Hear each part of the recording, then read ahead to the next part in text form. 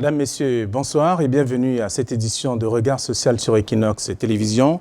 C'est à cause de la plaie chronique qu'il s'est retrouvé sur le plateau de Regard social. Cette plaie qu'il traîne depuis des mois déjà. Selon lui, la souffrance qu'il endure est donc davantage rude parce qu'il dit avoir perdu donc les parents ou alors ses géniteurs. Depuis également 5 ans environ, il n'a plus eu de contact avec sa famille. Où est donc passée cette famille? Ça reste une véritable question. Mais pour lui, ses parents auraient été donc emportés par les exactions orchestrées par des sans-foi-ni-loi dans les régions en crise et depuis pratiquement 4 ans aujourd'hui. Alors, Regard social explore donc la seconde partie ou alors la seconde préoccupation de ces derniers qui est venu avec une plaie chronique aujourd'hui et il veut également savoir où se trouvent ses parents. Sont-ils encore en vie? Autant de questions. Mais je vous invite à rester avec nous jusqu'à la fin de cette émission pour savoir s'ils sont en vie ou pas. Regard social a exploré d'ailleurs la localité et bien entendu quelques membres de cette communauté pour savoir si ses parents sont toujours encore vivants. Alors, c'est le programme de ce soir. Bienvenue à tous ces Regards sociaux.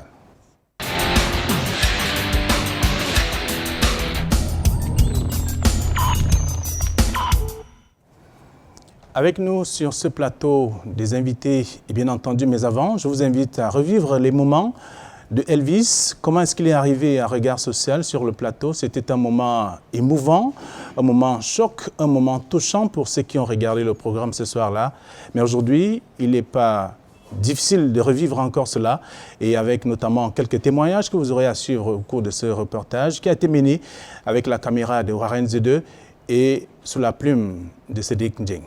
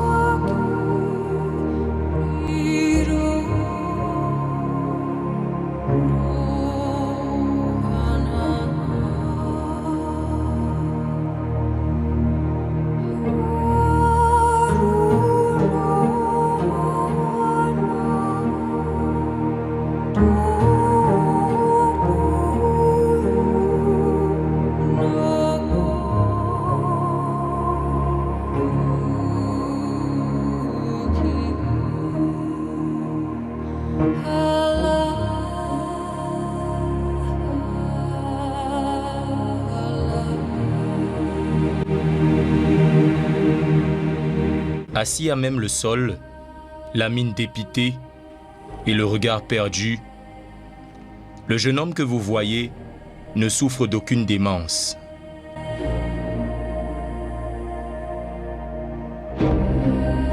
Parti de la localité de Ndiang, dans son sud-ouest natal, pour gagner sa vie il y a un peu plus de 5 ans, la quête d'une vie meilleure s'est progressivement transformée en cauchemar pour Elvis. Des sorts de sud-ouest, formé là-bas du côté indien. L'État habitait à Kumba avant qu'il vienne ici. C'était un petit blessure, un petit truc qui avait glissé de tomber, donc j'avais un petit blessure là-bas. Pendant que je portais les bouts pour aller au champ, pour aller faire mon petit travail. J'ai porté les bouts pendant 2 jours, je rentre à la maison. Quand je m'enlève maintenant les bouts, maintenant tous les pieds ici se gonflés. J'ai fait 2 jours à la maison avant qu'on m'amène pour un petit médecin. Quand on arrive là-bas, le papa a commencé le traitement pour donner l'injection. Après, il commençait à percer le pied là. Dès qu'il commençait à percer ça, l'eau commençait à couler là-bas un peu. Il demande des médicaments, de rentrer à la maison. La personne que je travaille avec lui, quand on a fait le traitement pour 1 semaine, elle a abandonné à la maison. Il ne vient plus encore. Il reste là-bas pendant 3 semaines, sans comprimé, sans traitement. Le pied commençait maintenant à pourrir maintenant. Il a commencé à demander l'aide maintenant pour les gens au quartier. L'autre venait me donner 500, l'autre venait me donner 1000 francs. Comme ça.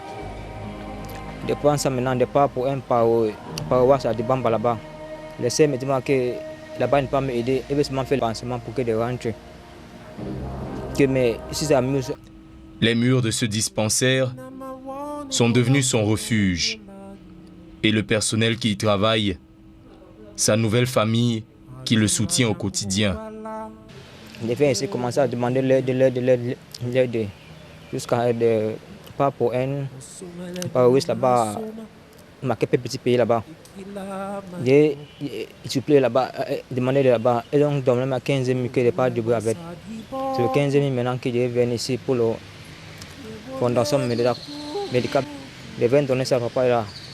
Il ne faut pas faire le pansement pour 3 jours. Le 3e jour, le 4e jour, il me demande où est-ce que moi j'habite.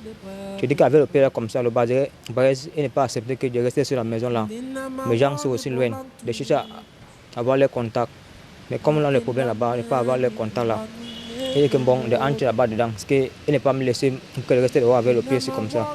Commencer à faire le soin pour moi, un peu. Et un jour encore, de trouver un frère anglophone là-bas. Désormais,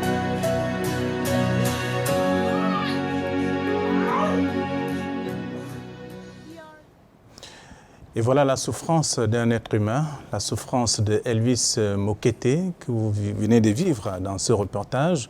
Un reportage qui démontre le quotidien même de ce jeune garçon âgé de 33 ans. Il est avec nous. Elvis, bonsoir. Bonsoir, monsieur. Et bienvenue. Vous étiez déjà sur ce plateau, vous vous souvenez, il y a quelques semaines. Oui. Ce n'est pas par hasard que vous êtes encore là aujourd'hui. Vous avez évoqué un problème, un autre. Mais déjà, comment vous vous portez?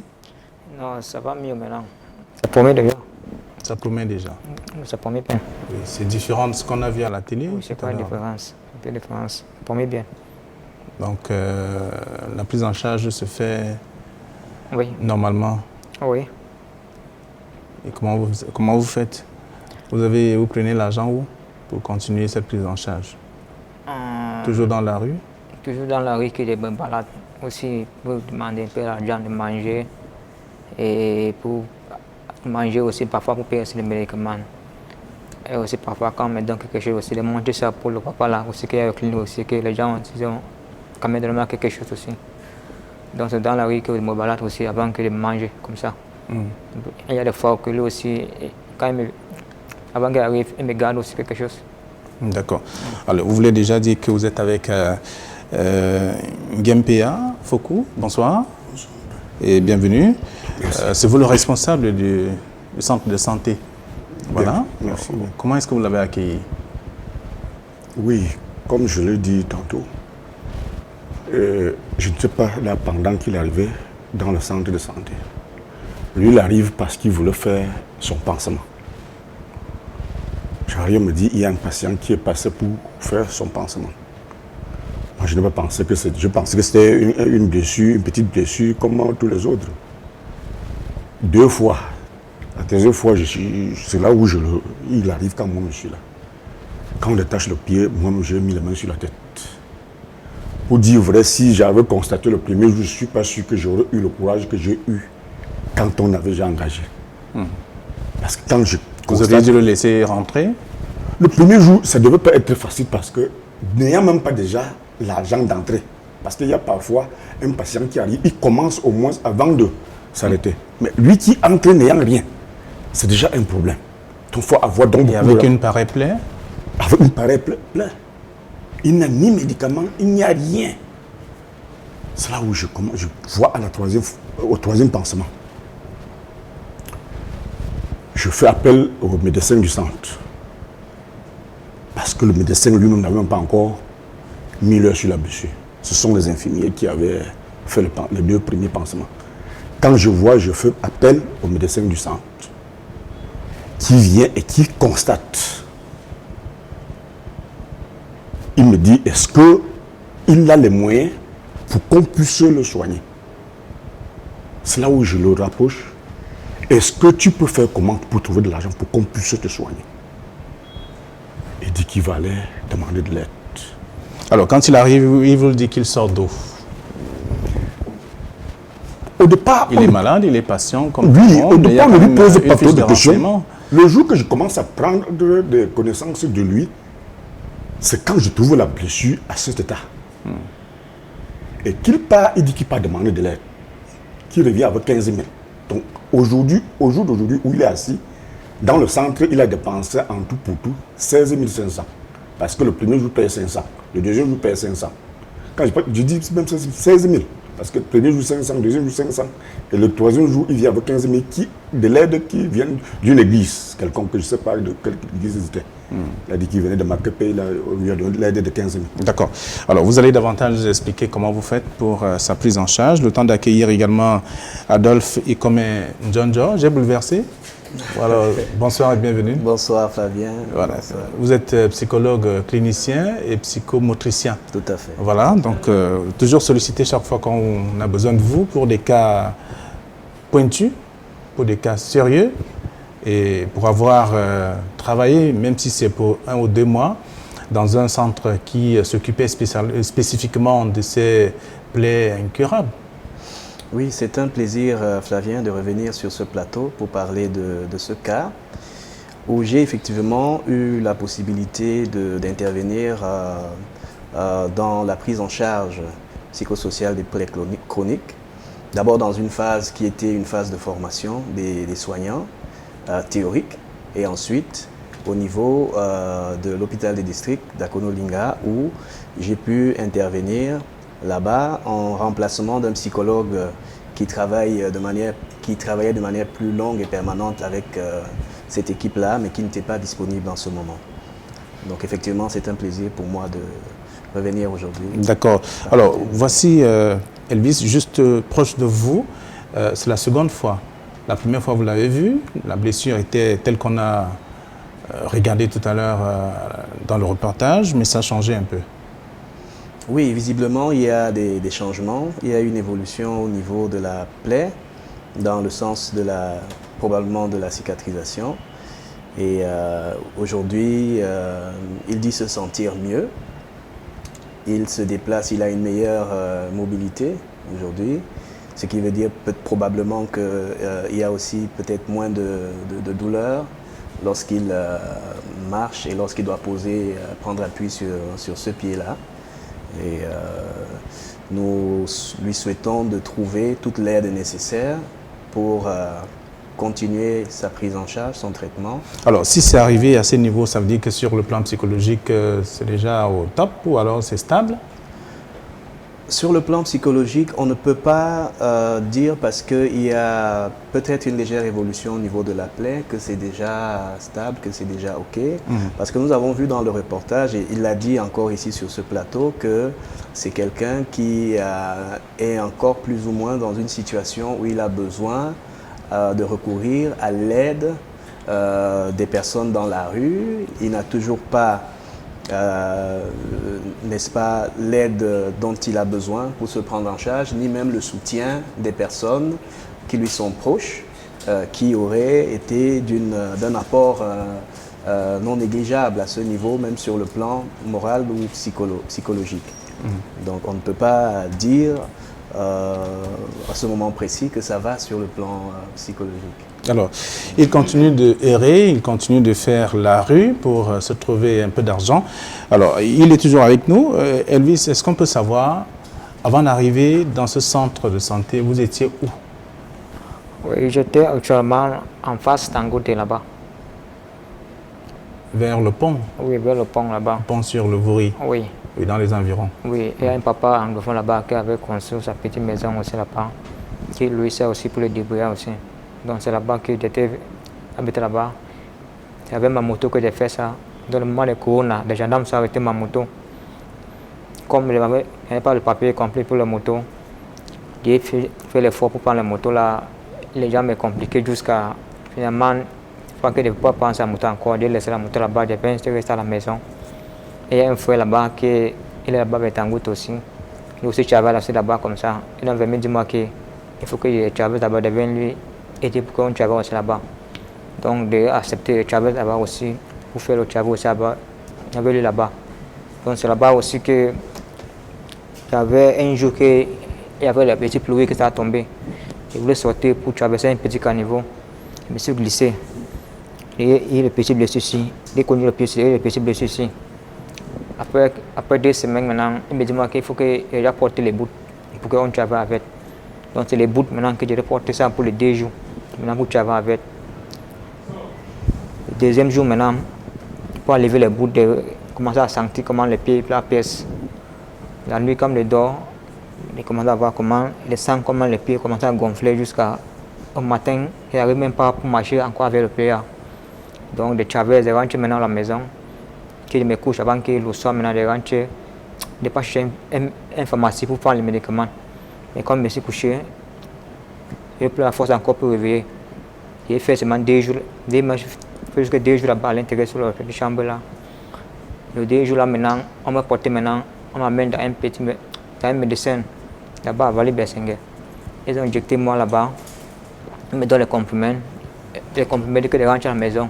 Je rentre à la maison, que l'eau a commencé à couler pour le pied là. J'ai fait 2 jours encore de veine.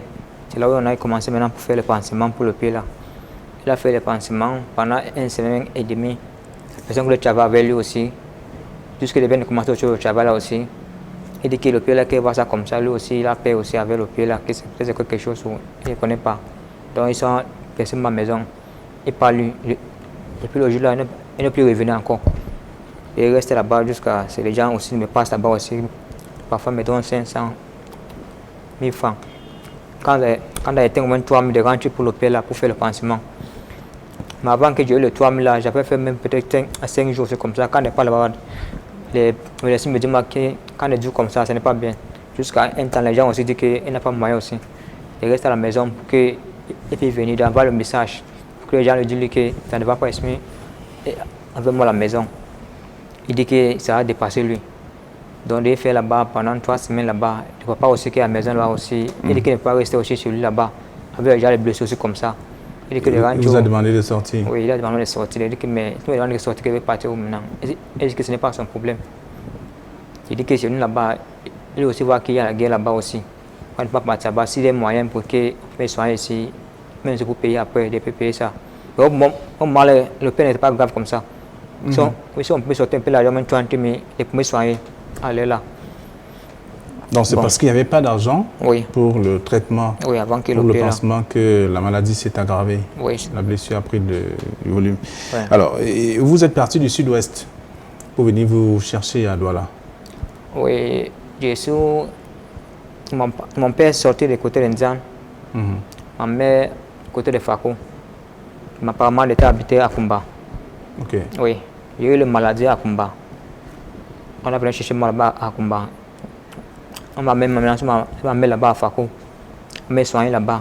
Dès qu'on m'a soigné là-bas, on dit qu'on avait l'abcès, qu'ils n'ont pas fait un travail. Là maintenant, on m'a envoyé un travail de sécurité de vigie, que de part là-bas, qu'elle fait les formations là-bas, elle fait les formations là-bas. C'est les gens qui maintenant sont amenés moi ici à Douala. Ok, après la formation, on vous a amené à Douala pour travailler? Oui. Oui, et vous avez pu travailler? Oui, j'ai commencé le travail à Kometa. Oui. Kometa à Bonabé là-bas, était le vigile là-bas. Vous n'aviez pas encore la blessure? Non. D'accord. Oui. J'ai commencé le travail là-bas. Nos équipes là-bas, pour le travail là-bas, il y avait un vigile là-bas qui ont volé le baguette là-bas. Donc apparemment, on a changé nous tous là-bas. On nous a envoyé pour une autre société. C'est là où j'ai appelé ma famille, je lui ai dit que voilà ce qui s'est passé. Il me dit que si c'est comme ça le travail là, il faut que je cherche à laisser le travail là. Donc, il fait quelques mois encore, j'ai laissé mal au travail là. C'est là où maintenant, il est tombé maintenant en vie, commencer à débrouiller maintenant. Oui, vous entrez dans la débrouillardise? Oui. D'accord. Alors, vous avez suivi l'histoire, c'est ce qu'il vous a raconté lorsqu'il arrive sur vous, peut-être 2 ou 3 jours après les 3 ou 4 pansements? Oui, les 3 pansements. Quand vous discutez avec lui? Oui, parce qu'il faut... Mais vous lui accordez quand même l'espace quand il arrive. Vous acceptez d'abord assurer son pansement? Comme j'ai dit tantôt, le jour que je mets l'heure sur la blessure, je fais appel au médecin. Parce qu'il n'y avait que le médecin pour décider de ce qu'il y a lieu de faire sur sa blessure. Oui, et quand il décide? Le médecin décide, le médecin peut me renvoyer la question de savoir, lui qui n'a pas d'argent, qu'est-ce qu'il faut faire pour, s'il faut le soigner, il faut mettre le paquet. Qui va donc mettre le paquet pour qu'on le soigne? Est-ce que je suis prêt à le soutenir? J'ai dit qu'il pose d'abord le diagnostic, qu'il me dise ce qu'il y a lieu de faire.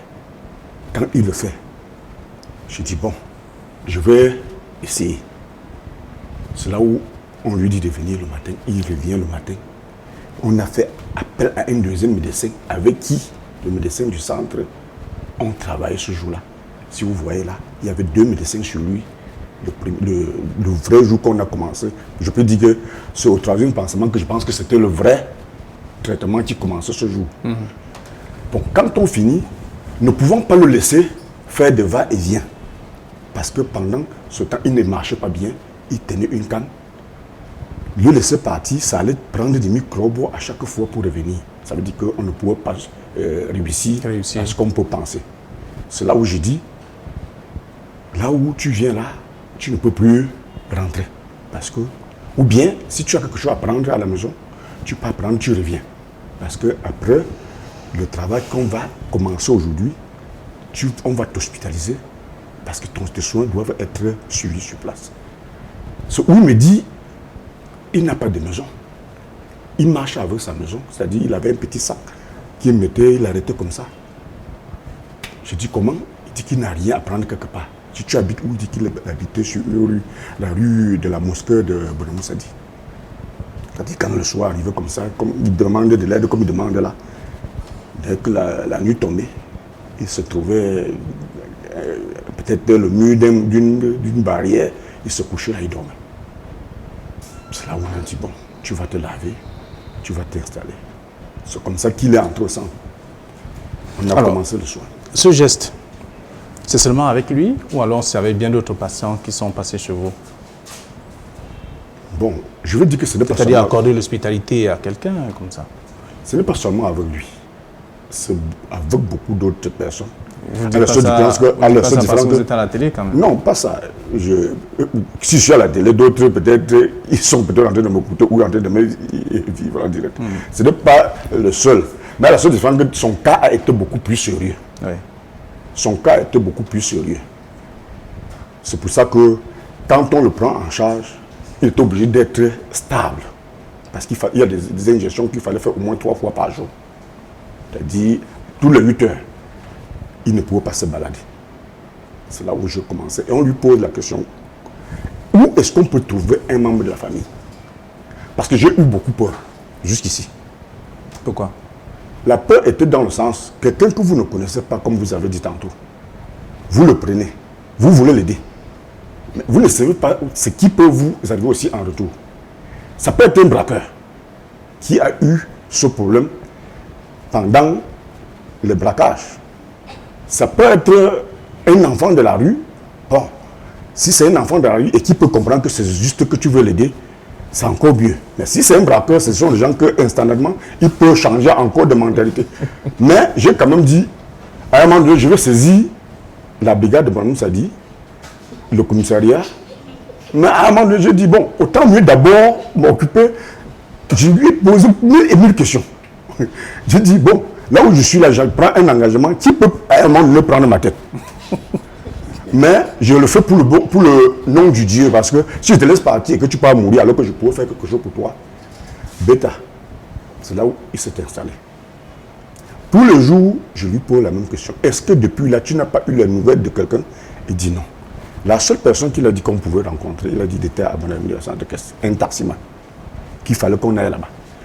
J'étais prêt à l'amener. Mais à la seule différence qu'à son état, je ne pouvais pas le traîner parce qu'on cherchait quelqu'un, peut-être qu'il ne viendrait même pas nous aider exactement dans ce qu'on est en train de faire. L'essentiel était d'abord qu'on va progressivement d'abord dans son traitement et que le moment venu, s'il va mieux, autant mieux trouver ceux qu'il est en train de chercher étant en santé que d'aller chercher étant malade. Donc, vous êtes dans la logique de chercher les membres de sa famille, maintenant qu'il peut se déplacer. Ça va, on est dans la logique. Vous allez enclencher le processus bientôt. Oui, alors, Adolphe, vous comprenez bien qu'il existe encore des gens qui peuvent accorder l'hospitalité à certaines personnes, même quand on ne connaît pas celui qui arrive ou le premier venu. Oui, c'est un geste. Tout à fait. Il y a des situations, vous avez vu également dans le reportage, les personnes qui lui viennent en aide, ce que ces personnes ont pu dire sur ce qui les motive à le faire, c'est qu'il y a des situations qui peuvent toucher toute personne au plus profond d'elle-même, des situations qui amènent à avoir une sorte d'empathie pour l'autre, de se mettre à la place de celui qui est en face de soi, qui se retrouve avec un problème assez sérieux et sans moyens pour pouvoir se prendre en charge, sans aucune personne vers qui on peut se tourner pour dire « Voici ce monsieur, telle est sa situation, il a besoin de ceci, il a besoin de cela. » Face à cette situation-là, est-ce qu'on va le laisser tout simplement retourner dans la rue sans bénéficier des soins les plus basiques par rapport à sa plaie? Donc le monsieur qui le reçoit, quelque part, a conscience qu'il peut apporter quelque chose à ce jeune. Il a conscience qu'il a à sa disposition quelques petits outils.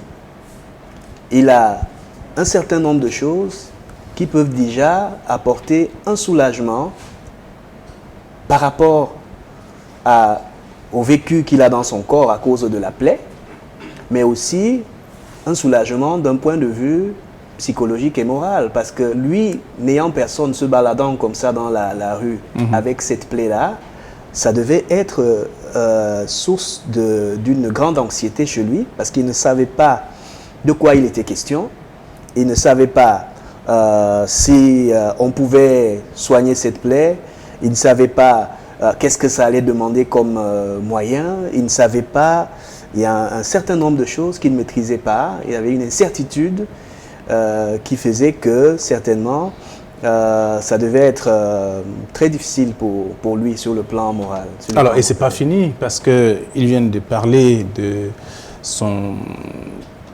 sa relation avec les parents. Il dit tout à fait. Il a raconté que ses parents n'existaient plus. Il est parti du Sud-Ouest, ça fait plusieurs années aujourd'hui. Oui. Il n'a aucune nouvelle de ses parents. Et il devrait engager le processus dans quelques jours. Déjà que Elvis se sent peut-être déjà mieux, mais il a encore du chemin à ce niveau-là. Pourquoi on se pose la question à partir d'un certain moment sur l'existence des parents et de la famille dans une telle situation? C'est que il y a des problèmes de santé assez sérieux où on va se rendre compte que cette personne aura besoin d'un soutien, que ce soit à la fois financier ou un soutien moral. Et dans son cas à lui, on le retrouve seul. Habituellement, le malade vient à l'hôpital accompagné, mais on le retrouve seul. Il n'est pas capable d'appeler un membre de sa famille. Il n'est pas capable de mettre les personnes qui l'ont reçu en contact avec un quelconque membre de sa famille. Son état de santé le met... vous savez, il y a une implication souvent entre la santé physique et la santé mentale.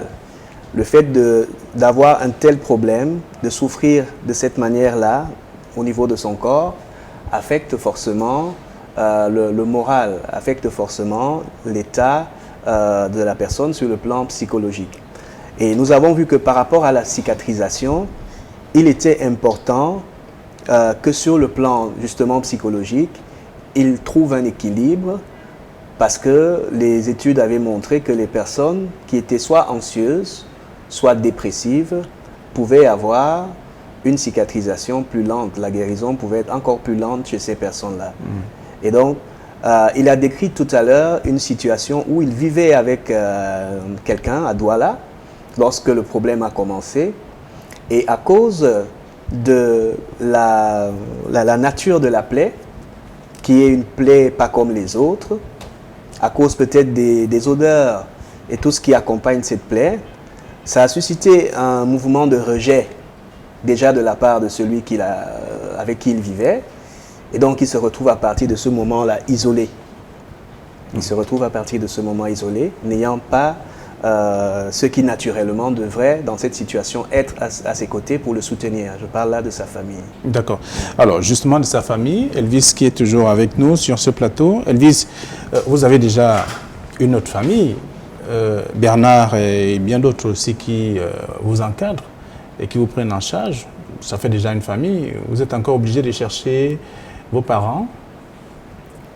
Oui, bien sûr. Déjà, tu connais s'ils vivaient encore.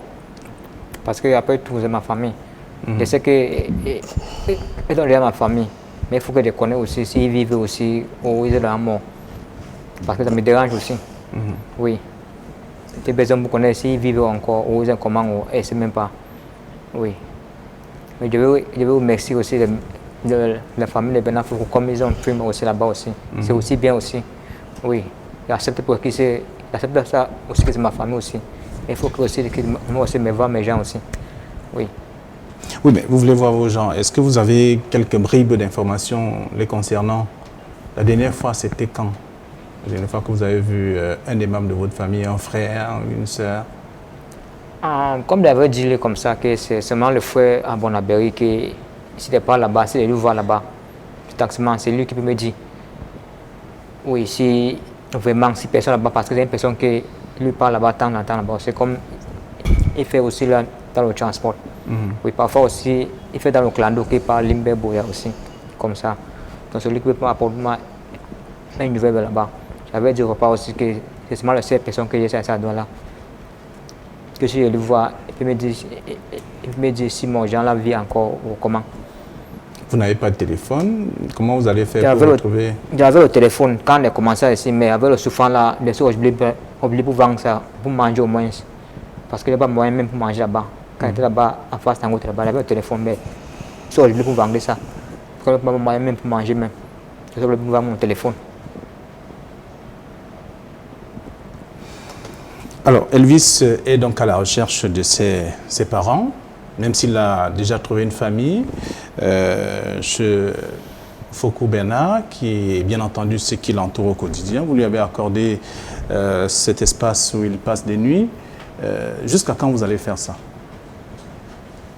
Dès qu'il guérit, il va partir? Tout dépendra de lui. Je ne suis pas là pour peut-être l'emprisonner si à la fin il est guéri. Tout dépendra de lui. C'est déjà comme sa maison. Si on sort déjà, on lui laisse la maison. L'hôpital, c'est-à-dire qu'on n'a plus peur de lui. Tous les infirmières, tout le personnel du centre savent que c'est l'enfant de la maison. Pour l'instant, c'est notre enfant. Quand je ne suis pas là, je n'ai pas peur qu'il peut mourir de famine parce que tant que je n'ai pas donné, je suis sûr qu'un collaborateur peut lui offrir un beignet, un bout de pain. Et puis, il n'était pas ce que vous voyez, il était sale quand il arrivait. Aujourd'hui, il est propre parce qu'il se lave au moins matin et soir. Au fait, autant de fois qu'il peut se laver. Bref, il est chez lui. Il est chez lui. Alors, donc, il n'a pas d'obligation. On ne lui dit pas fais ci ou ça. Celui, il sait que je veux me laver à telle heure. Je veux me laver à telle heure parce que telle heure, j'ai mon pansement à faire. Et puis, il est chez lui. Oui, il est chez lui. Alors, donc, Elvis a posé un autre problème à côté de la plaie qu'il traîne depuis des mois, voire des années bientôt. Alors, donc, il cherche ses parents. Nous sommes davantage intéressés à ce qu'il pense de cette famille-là. Qu'est-ce qu'il a comme souvenir de sa famille? À quel moment il est parti de son village ou alors qu'il a abandonné sa famille pour se retrouver en ville? C'était dans quelles conditions? Je vous invite à suivre le reportage et juste après, nous allons davantage vous édifier sur la suite.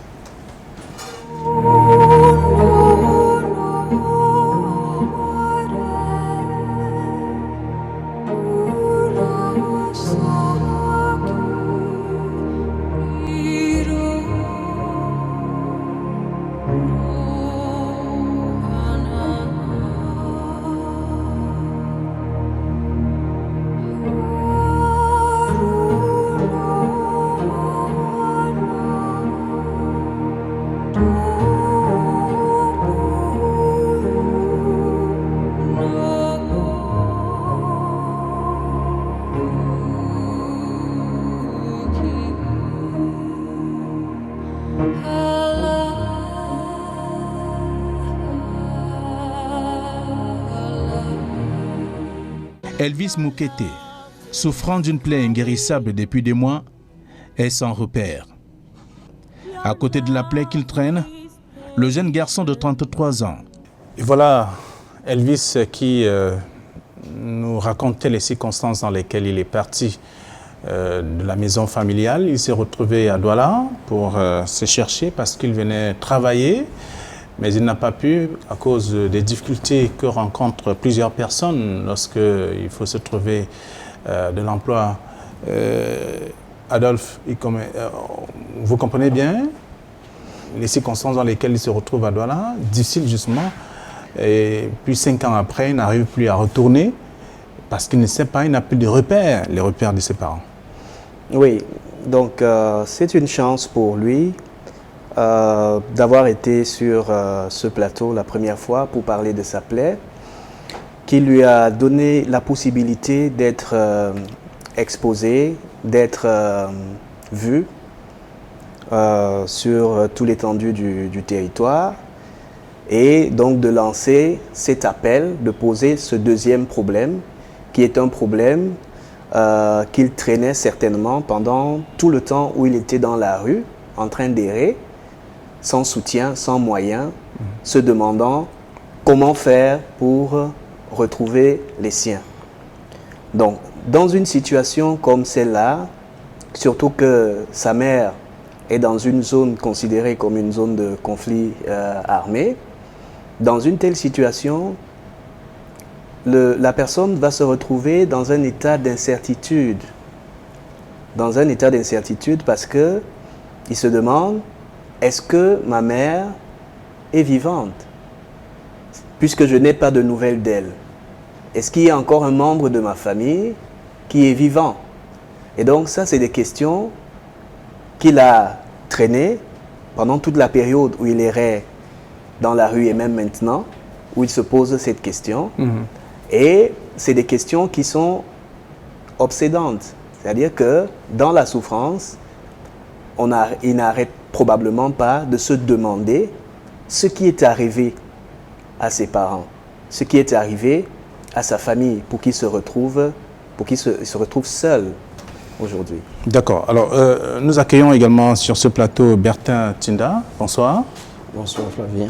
Bonsoir à tous les autres panélistes. D'accord. Vous avez un ouvrage qui parle de père au foyer. Ça concerne les hommes. On a souvent parlé de la mère au foyer. Vous êtes coach en développement personnel. Ça vous êtes même déjà au-delà de ce qu'on peut imaginer. Mais davantage, vous êtes invité sur ce plateau pour parler justement du changement de comportement. Lui qui est parti de la maison familiale et qui se retrouve dans la rue 5 ans après, impossible pour lui de retourner parce qu'à cause des exactions qui ont perturbé son style de vie, son système de vie, ainsi que certainement le système de vie de ses parents, malgré ou alors à côté de cette plaie qu'il traîne. Oui, Flavien, je voudrais accentuer en disant que j'interviens sur ce plateau en tant que coach, c'est-à-dire accompagnateur. Je pourrais prendre peut-être des positions qui font en sorte que l'on pense que je suis sans sensibilité. Ce n'est pas, c'est pas vrai, c'est pas ça. J'agis en tant que coach.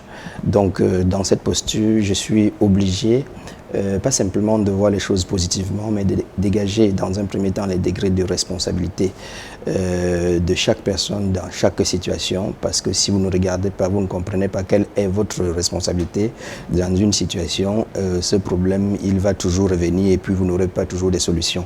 Donc, si vous permettez que je revienne un tout petit peu sur ce qui s'est passé et comment c'est arrivé et comment est-ce que on aurait pu éviter ça.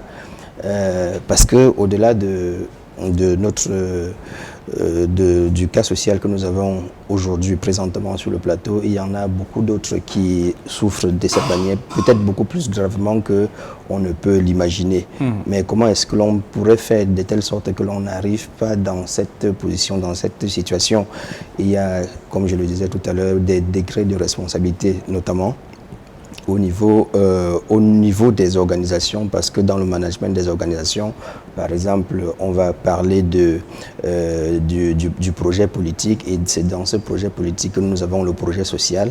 Et si le projet social était bien structuré, on ne serait pas arrivé à voir l'un de nos compatriotes, même s'il n'était pas notre compatriote, il est un être humain en train de traîner dans la rue parce qu'il manque de quoi manger, parce qu'il manque de quoi de quoi utiliser pour faire ces soins, c'est vraiment alarmant, c'est choquant, et nous espérons tout simplement que ceux qui sont en train de nous écouter vont pouvoir actionner dans ce sens pour que, je ne vais pas dire plus jamais ça n'arrive pas, mais pour que la situation continue de progresser de telle sorte que nos compatriotes, les êtres humains, puissent vivre une vie tout au moins décente.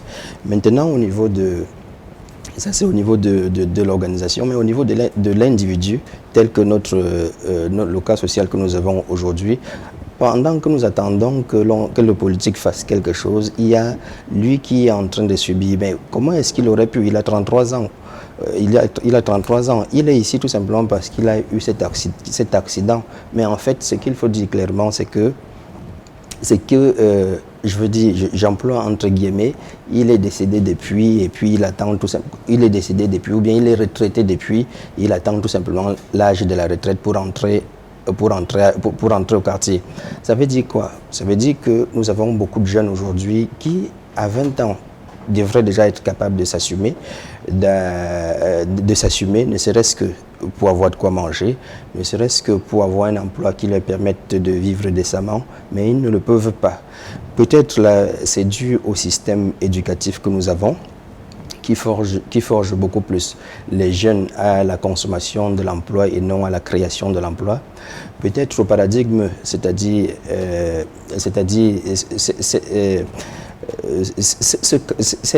ce canal dans lequel on a grandi et on a forgé notre esprit a dit que aller à l'école et les diplômes et puis vous allez avoir un travail sûr. C'est pour cette raison qu'on peut se rendre compte qu'à 25 ans, à 30 ans, à 33 ans, qu'un enfant qui déjà on aurait pu attendre qu'il apporte de l'aide à ses parents ne puisse pas être capable de le faire et tout simplement de tendre la main. Donc je dirais que cette situation, vue sous cet angle, elle est vraiment alarmante, et puis on devrait, non seulement au niveau des organisations, comme je l'ai dit tout à l'heure, faire quelque chose, mais au niveau individuel, chacun devrait pouvoir savoir qu'il est sur la terre pour une mission et une raison d'être qu'aucune autre personne ne pourrait la faire à sa place, et pour cette raison, il doit pouvoir forger son projet de vie, et dans son projet de vie, on verra le projet professionnel, on verra le projet santé, on verra le projet financier, on verra le projet social et familial. J'ai entendu tout à l'heure qu'il est abandonné à lui seul, sans famille. Je voudrais déjà signaler, Flavien, que le mot famille, c'est un symbole. C'est un symbole qui matérialise, qui nous fait comprendre que nous sortons de quelque part. Mais chacun a le devoir de construire sa propre famille, quand il vit. C'est pour cette raison que quand il y aura difficulté, ce membre, vous avez suivi l'infirmier de tout à l'heure dit, il est devenu mon enfant. Pourquoi? Parce que, je veux dire, ils ont eu des relations privilégiées, ne serait-ce que par cet apport de l'aide à un être humain. Et je suis certain que l'infirmier, s'il a une difficulté, son patient ne pourra pas l'abandonner. Il a construit une relation. Donc nous devons, sur ce plan-là, travailler à construire notre relation sur le plan familial, construire notre relation, construire notre projet sur le plan sur le plan professionnel, construire sur le plan financier, construire un certain nombre de choses. Nous devons prendre notre vie en main, parce que si nous ne la prenons pas en main, il n'y a personne d'autre qui pourrait la prendre cette vie-là en main à notre place. On peut, comme on l'a dit tout à l'heure, trouver d'autres personnes, trouver ses parents qui ne soient pas capables également de s'occuper de lui ou bien de lui apporter quelque chose. Maintenant, il pourrait tout simplement avoir le réconfort de savoir que j'ai mes parents. Mais après, qu'est-ce que ça apporte? Qu'est-ce que ça apporte? Est-ce que ça fait évoluer sa situation psychologiquement? Oui. Mais professionnellement, peut-être pas. Sur le plan santé, peut-être pas. Mais en résumé, ce que je voudrais dire, c'est que peut-être en retrouvant ses parents pourraient lui trouver un emploi, ou alors créer quelque chose pour qu'il soit, qui va l'occuper peut-être. Ce qui est prioritaire pour lui, c'est retrouver sa famille. C'est retrouver sa famille. Je voudrais pas penser qu'il devrait trouver ses parents pour que ses parents lui trouvent un emploi. Parce que comme je l'ai dit tout à l'heure, il y a des milliers de personnes aussi qui sont là et dont les parents n'ont pas la capacité de leur trouver un emploi et attendent plutôt que l'enfant leur apporte quelque chose à manger. Ce cas, il nous inquiète. Ce cas, présentement, nous inquiète parce qu'il s'agit de l'être humain. Et je dis, pour que ça n'arrive plus, il faudrait que l'on commence à transformer le mindset de chaque individu, de chaque enfant, pour que le projet de vie de l'enfant ne commence pas à partir de 30 ans ou bien à partir de 40 ans. On peut pas dupliquer, on peut se projeter et regarder. Ça, il a un point d'arrêt sur le plan santé qui fait en sorte qu'il ne puisse plus aller travailler. Mais il y a des gens aussi qui sont au point d'arrêt parce qu'ils ont divorcé. Il y en a qui sont au point d'arrêt parce qu'ils ont perdu leur emploi. Mais ça ne devrait pas bloquer un individu. Déjà, ça ne devrait pas bloquer un individu et l'individu devait sortir au-dedans de lui par rapport à sa construction psychologique je veux dire, de l'effort ou bien de la considération pour soi pour mener à bout son projet de vie. D'accord. Alors, Adolphe Ikomen, nous sommes dans une phase, je pense, importante là maintenant. Elvis a besoin de retrouver les membres de sa famille. Mais seulement, Elvis, est-ce que vous avez le nom de votre maman? Oui. Ou encore les noms des frères, des sœurs? Oui, j'ai ça en tête. Oui. Vous pouvez nous citer quelques noms, peut-être s'ils sont quelque part et qu'ils vous écoutent, ils pourraient... Oui. Bon, ils peuvent certainement faire un geste ou appeler. Oui, ma mère s'appelle Olga Eliver. Olga Eliver. Votre mère s'appelle? Olga Eliver. Olga Eliver. Oui. Oui, mon grande sœur s'appelle Marie Sass. Oui, l'autre s'appelle, le deuxième s'appelle Eliver Sass.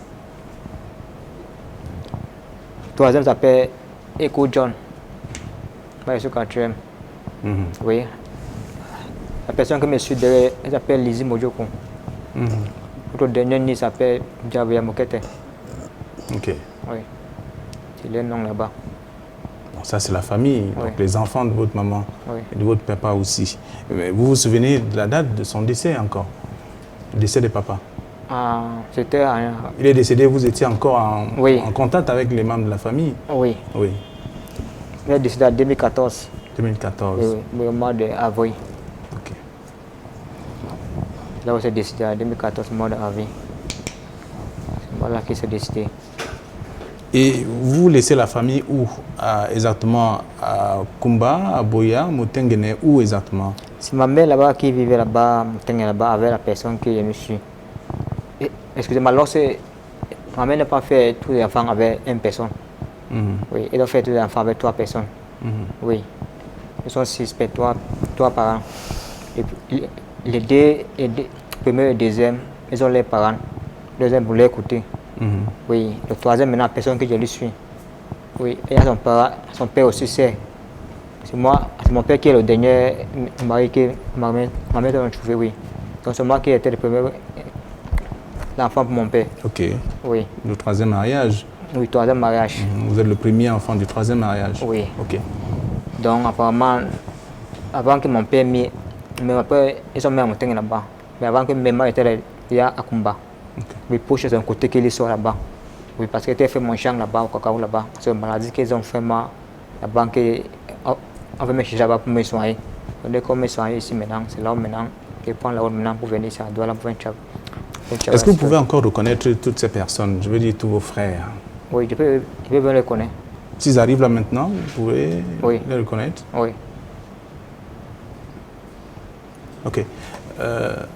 Adolphe, vous vouliez dire quelque chose tout à l'heure?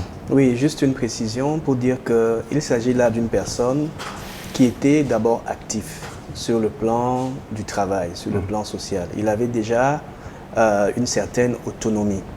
Mais le type de problème qu'il a est un problème qui amène l'individu à régresser dans une posture de dépendance où il a besoin des gens pour pouvoir se prendre en charge pratiquement à tous les points de vue. D'où la nécessité, quand on ne peut pas s'occuper de soi-même, on va se demander où sont ceux de sa famille. D'où est-ce qu'il vient? N'y a-t-il pas des personnes qui peuvent lui venir en aide du côté de la famille?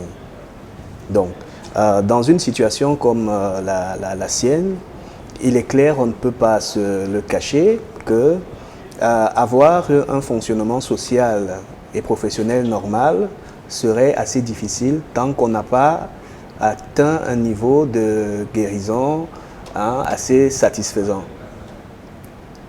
Donc c'est la précision qu'il faut quand même apporter, parce que non seulement lui, ayant conscience de sa plaie, de la nature de la plaie et peut-être de l'inconfort que ça peut susciter lorsqu'il est au milieu des gens, dans ces cas-là, souvent, le patient va adopter une posture de repli, de retrait social. Il va s'auto-exclure et même si ce n'était pas le cas, les préjugés que la société, que les uns et les autres peuvent avoir sur ce type de plaie, va faire en sorte que naturellement, il y aura un rejet. Ce qui fait que l'insertion dans un milieu professionnel ou social ne peut pas être quelque chose qui lui apportera un quelconque bien-être sur le plan psychologique, pour le moment. Ok. Oui, je voulais juste ajouter pour dire je suis d'accord avec le docteur. Je suis d'autant plus d'accord que tout à l'heure je parlais de niveau de responsabilité et maintenant de niveau de responsabilité. Maintenant je parle de l'accompagnement puisque nous avons le cas sous la main. Il faudrait qu'il y ait un accompagnement précis, tout comme ceux que nous rencontrons dans la rue, nous devons leur apporter un accompagnement nécessaire pour qu'ils puissent retrouver. La vie est un peu comme, on trouve des vallées, on trouve des pics, on trouve encore des descentes, ainsi de suite. Elle est constituée comme cela. Mais comme nous ne vivons pas en ermitage, nous vivons avec une intelligence collective, on devrait se mettre ensemble pour que ceux qui sont en difficulté puissent se trouver de quoi se remettre en selle. Je le dis d'ailleurs parce que, comme le docteur parlait tout à l'heure, quand vous allez dans les hôpitaux, vous voyez les gens qui fuient et les autres parce qu'ils se disent qu'ils sentent. Vous trouvez dans la rue des gens qui sont marginalisés parce que ils viennent d'une certaine zone, il faut pas avoir honte de le dire. Et vous voyez des gens qui sont marginalisés parce qu'ils n'ont pas la capacité, de vivre socialement comme nous. Mais ce que je voudrais dire, c'est que nous vivons sur la terre un peu comme dans un champ. J'ai dit tout à l'heure que chaque être humain est sur la terre pour une raison d'être qu'aucune autre personne ne pourrait la faire à sa place. Nous continuons l'œuvre de la création, chacun faisant sa part. Donc, du coup, si nous trouvons, parce qu'il faut que nous puissions aller ensemble, faire ensemble pour que le monde progresse. C'est-à-dire que si je suis en train d'avancer, je trouve un être humain qui est à genoux, je ne tiens pas sa main pour le relever, pour faire avancer. Je ne pourrais pas faire avancer le monde tout seul. Donc voilà un peu ce que je voudrais apporter dans... D'accord. Alors, Elvis, je voudrais davantage comprendre avec vous, même les téléspectateurs qui nous regardent veulent également savoir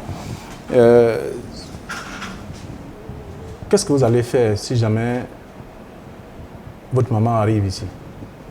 Ou alors si vous la voyez? Ouais. Ça me plaît beaucoup. Ça m'apporte beaucoup de joie. Parce que ça fait longtemps que je n'ai pas levé. Ça me plaît beaucoup. Parce que moi aussi j'ai envie pour le voir. Mais vous savez quand même qu'il y a des problèmes, puisque c'est vous qui le dites, c'est même, vous l'avez répété, qu'il y a trop de problèmes dans votre... ou alors oui, dans la région que vous avez laissée. Lorsque s'il vit encore. Lorsqu'il vit encore, parce que pour le moment là, il connaît pas ici. Mais si je ne sais pas s'il vit encore, pourquoi? Oui. Mais ça me plaît beaucoup, c'est pour le voir. Et tous ne peuvent pas quand même ouvrir au même moment. Sûrement, peut-être si un est mort, l'autre est resté, ou encore tous sont en vie. Ouais, s'il est mort, on laisse choisir. Il ne peut plus rien faire. S'il est mort aussi, c'est pas moi qui fais ça. Mais moi, je dis que si tu es vivant encore, j'ai envie pour le voir aussi. Mais si c'est arrivé qu'il est mort, et je ne sais pas dire, Donc, je ne connais pas avec Mais vous souhaitez quand même que tout le monde soit en vie? Oui. Oui, pour voir votre mère, vos frères, vos sœurs. Et ça va être une sorte de retrouvaille, avec beaucoup de joie aussi. Oui. Ça me plaît beaucoup. Mais là, c'est difficile parce qu'on ne sait pas s'ils nous suivent en ce moment ou pas. On ne sait pas où est-ce qu'ils se trouvent.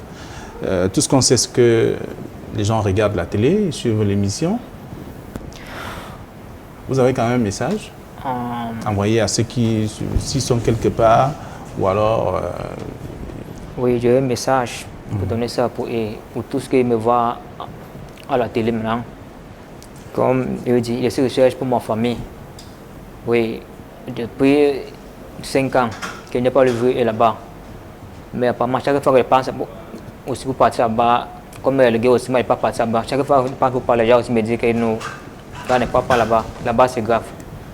Jusqu'à arriver à ce niveau, que je suis hospitalisé avec mon pied. Là-bas, c'est où? Quand vous dites là-bas, c'est où? Là-bas. Oui. Et de la sud-ouest. Oui. Où exactement? Mais là-bas, on met là-bas, là-bas. Ok. Mon grand essai était là-bas à Boya. Le deuxième était à Moudemba, Bumboko. Jusqu'à avait payé un terrain aussi là-bas pour commencer pour faire son champ là-bas aussi. Oui. Alors, il y a un véhicule, l'Equinox a un véhicule. On peut vous accompagner là-bas. Vous voulez aller quand? Le docteur qui dit ceci, dit que même demain ou après demain, on peut partir.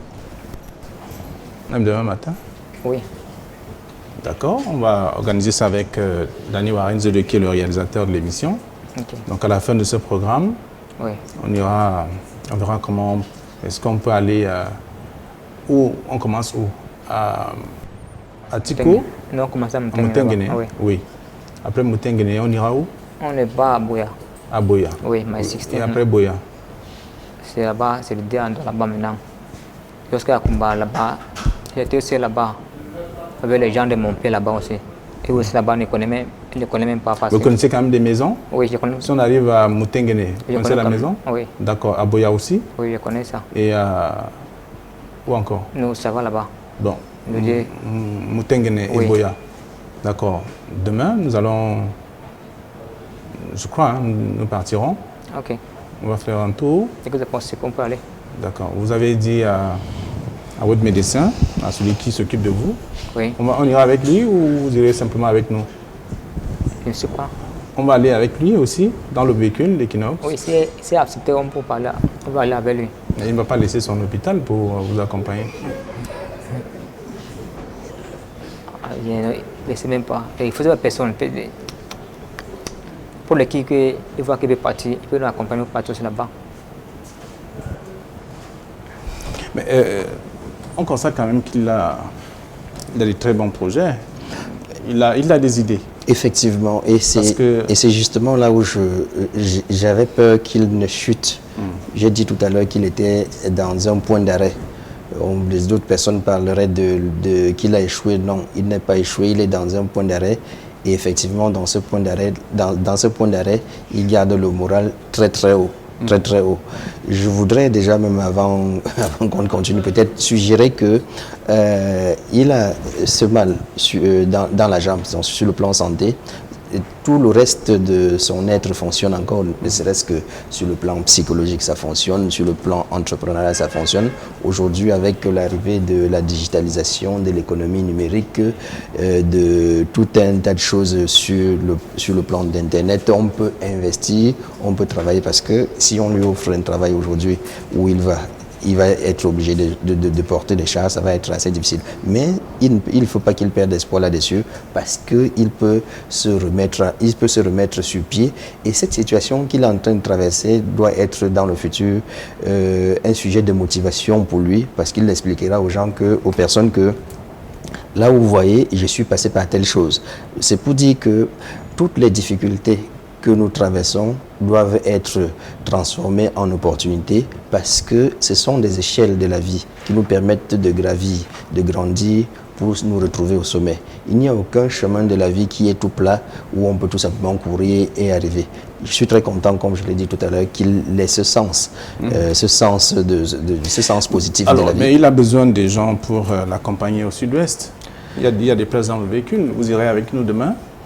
Est-ce qu'il faut qu'il retrouve ses parents, s'ils sont encore en vie? Effectivement, aussi, ça dépendra de quelle heure est-ce que l'on parle par rapport à mon programme. Je pourrais l'accompagner, ne serait-ce que pour le préparer psychologiquement à affronter ce qu'il y a là-bas, où il va trouver ses parents, où il ne va pas trouver ses parents. Bon, et il faudrait que sa vie ne s'arrête pas à ce niveau, que sa vie continue à progresser. Lui-même, il a dit tout à l'heure qu'il n'est pas Dieu. Donc, quelle qu'en soit la situation, il prend avec 2 mains et il va continuer à vivre. D'accord. Vous acceptez qu'il est avec nous? Ah oui, monsieur. Lui aussi? Il sait que Il y a des places dans le véhicule de toute façon. Il y a des places pour tout le monde. Vous serez assis ou à la cabine ou à l'intérieur, non, ça veut me cabine comment? n'importe où? N'importe où. Non, vous serez assis proche de moi. C'est mieux? À côté de moi, quoi. Non, dans le véhicule, je Oui. dis dans le véhicule, d'accord. Que je vais soit à côté de toi. Oui. Ok. Moi, je suis content de vous avoir à mes côtés, vous ne savez Ok. pas. Pas de problème. On est quoi partir. Je suis d'accord avec vous. D'accord, donc on va clôturer l'émission. Ah oui, c'est bon. D'accord, on va dire qu'on se retrouve demain Oui. pour aller à, vous avez dit à Moutenguene, Oui. ensuite à Boya. Kumba, À Boya, oui. voilà, à Boya, pour chercher vos frères, votre maman et tout le reste. Oui. D'accord. Ok. Vous avez un autre mot à dire? C'est bon, comme ça, je vais. D'accord. Alors, je voudrais vous inviter à passer à autre chose. On arrête l'émission ou On arrête aujourd'hui, on arrête. on arrête aujourd'hui? Oui. D'accord, vous voulez déjà voyager? Vous voulez qu'on aille là cette nuit? Dès qu'on rentre, ça vous continue. C'est possible. Ok. Alors, Adolphe, merci d'être venu. Merci Flavien de m'avoir invité. Également. Et on va... Il y a une place vide là, il y a quelqu'un qui va s'asseoir. Je ne sais pas qui... Madame, vous pouvez vous asseoir ici? Vous reconnaissez qui? Tu connais tous. Tu connais eux. Non, vous ne les connaissez pas, puisque vous ne dites rien. Elle, c'est qui? Et c'est ma soeur. Mon petit Et soeur. lui? C'est mon grand frère. Et C'est ma maman.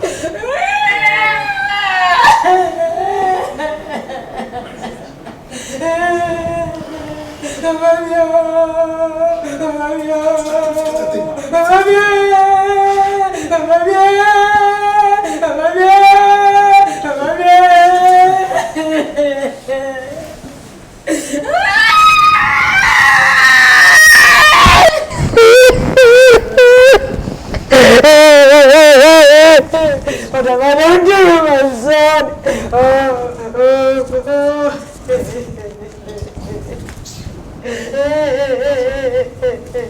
I forgive you.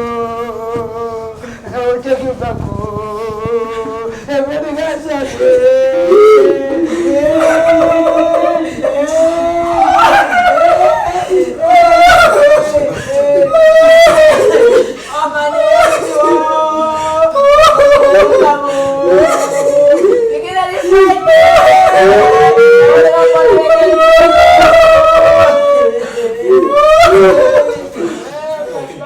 Now we can't disgrace this.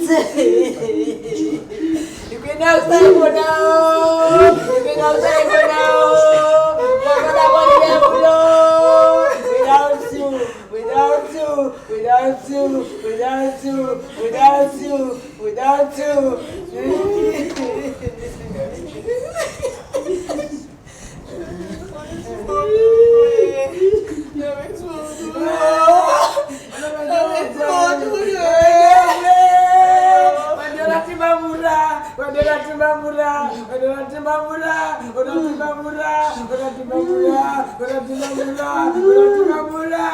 Hey, you say we get television bed.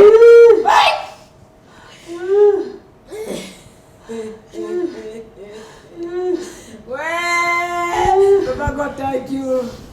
Thank you. Thank you. I continue to serve you. I continue to worship you. I and my household. I will never live to worship you. I will live to worship you. I live to worship you. Hey, hey, Papa, I thank God I bless you. I thank God, doctor. But I love you. And prodigal son.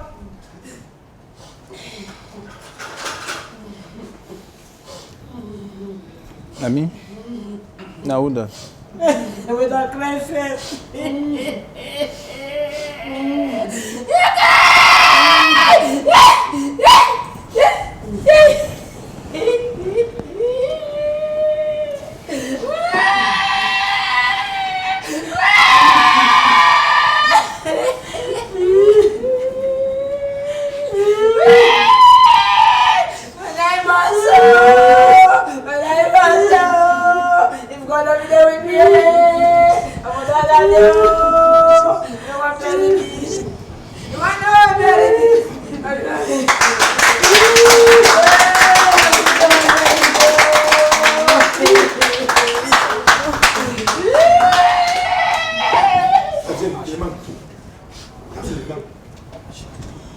Non. Elvis, vous reconnaissez toutes ces personnes?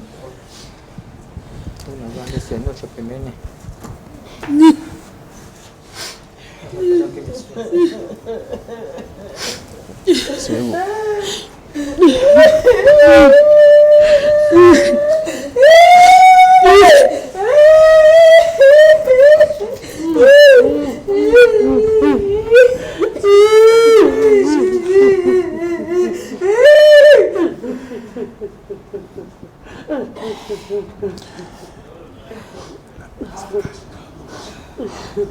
Elvis a donc retrouvé sa famille, sa maman, ses frères et sœurs qui sont avec nous.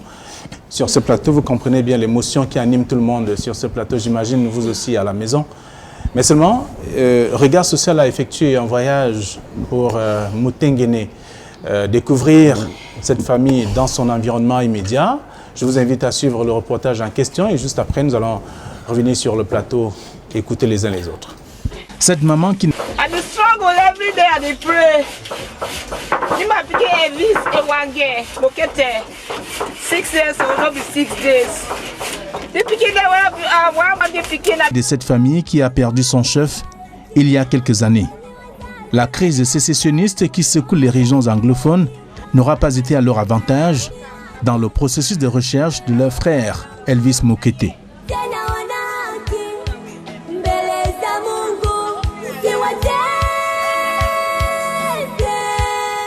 Le quatrième fils de cette maison est-il toujours en vie? Des séances de prière ont même été organisées afin que le miracle de Dieu soit opéré. On est même parti à l'église, on a fait les fastings, on a fait les prières. People they say they see you. Me I beg you come for way back. Any condition we dey, no take am, we'll take you back. We need you. Elvis, you see, I'm a this for you. And you know, from the time I go take you from Kumba, where you know be there fine. If you testify any person there with you, and they cry, and sit back. Since we the world day for you, when I hear some death somewhere, I will go look and say now you, but I never see any dead body. So I get believe say you there alive. Pity we, if you there alive, come no will see you at back. I beg my brother Ewange Elvis Mokete say since 2015 where he become for you we look say he did down where no be na the best. We struggle to we apply for you for work for Boya. In name come for Douala for Bonaberry. Since where he be go, he only can visit me for my 42 picking them. Give me na bread. He say well mommy I want go see big sister for my 16. I say okay brother when we go come we go talk. As he can pass give me bye bye. Na so ti na only for Regard Social way. People neighbors they don't tell we say they don't see for day and we don't do investigation so they don't see online. So Elvis would beg you say since we come out leave this family of 6 it never ever be fine because we miss you. I just cry every day and night for this my pikin because for 6 years I no fit be able to see you. This work way they talk say get am. Me like auntie I no be no. Now the mommy and the own pikin they be find that work. So I want ask them they say Elvis they work. I know say if you picking go work, nobody at the expense of bread them from Douala. That bread no the come. Elvis Nova come now, so we dey cry at the whole day every time say we go bring that Elvis for work with the bringer. So wherever the Elvis dey, me no say me. Elvis. Oui, monsieur. Qui t'entoure là? Qui est avec toi? Ici, c'est mon grand sœur, notre premier né. Ici, c'est la personne que je la suis. Elle s'appelle Echo John. Celle-ci s'appelle Marie Sass. Voilà ma mère, elle est écrit tout à l'heure là. Voilà la personne qui me suit, ma petite sœur. Lizzie Mojoku.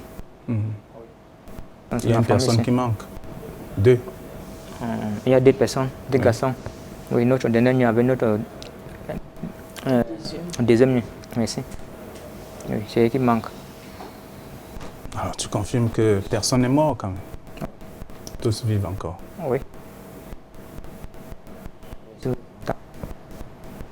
C'est pour les voir aussi même.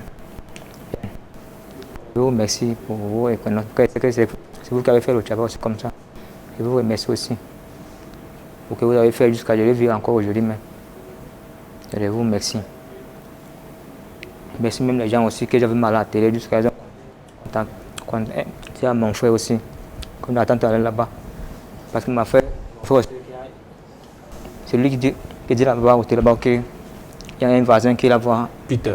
Oui, Peter, qui a vu mal à la télé, qui me connaît. C'est lui qui a fait signe. Avant que Peter aussi, lui, il part au village aussi pour faire signe. Donc, je remercie et tous. Marie, vous avez retrouvé votre frère? Oui, monsieur.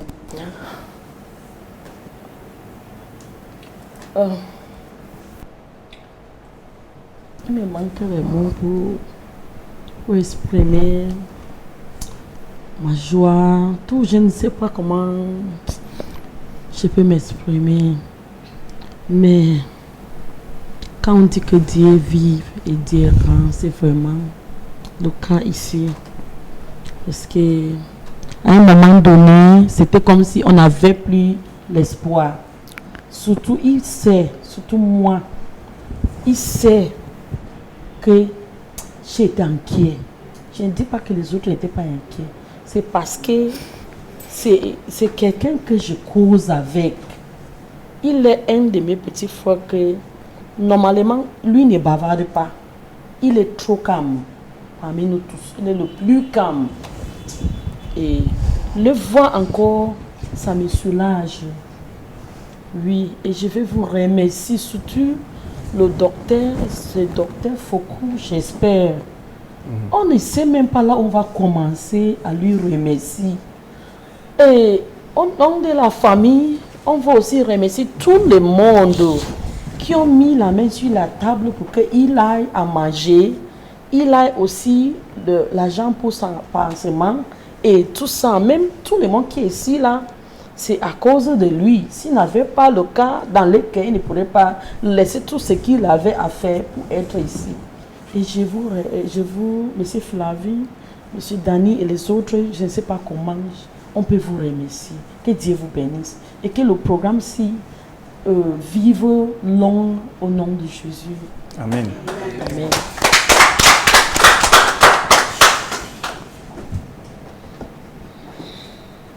Votre frère vous dit quelque chose?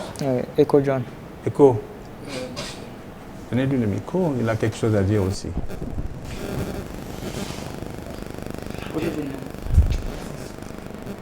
C'est le micro, il faut parler dans le micro.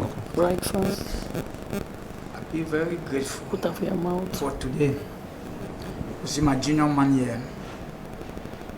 I will thank everybody who assisted along the roadside until today.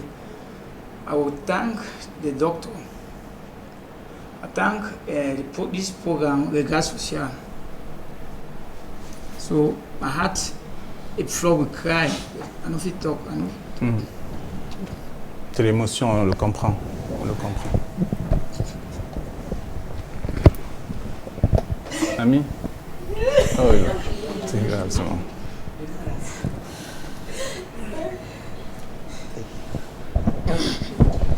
Good evening, everyone.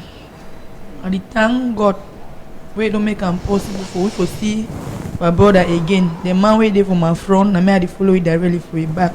We don't dey over me see. To an extent we will not feel express our mind again, because anytime we want express our mind, we dey feel like more cry because you know they for our means. Even like when family meeting one shindon, we 5, we dey ask ourselves say, who's one person there?